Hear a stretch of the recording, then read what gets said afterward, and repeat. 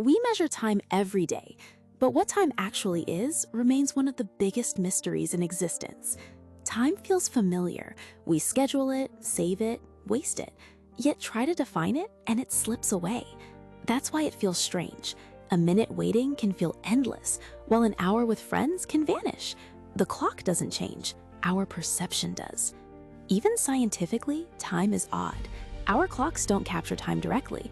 They count repeating motion, Earth turning, Earth orbiting, atoms vibrating. Then physics bends the idea further. Space and time are stitched together, and gravity can stretch that fabric. The stronger the gravity, the slower time ticks. Here's the surprising part. Time actually passes at different rates. GPS satellites must correct for this, or your phone's location would drift. Time is mysterious because it feels ordinary in daily life, but extraordinary when we try to understand it. Next time, we'll ask, if physics doesn't favor past or future, why does time seem to flow?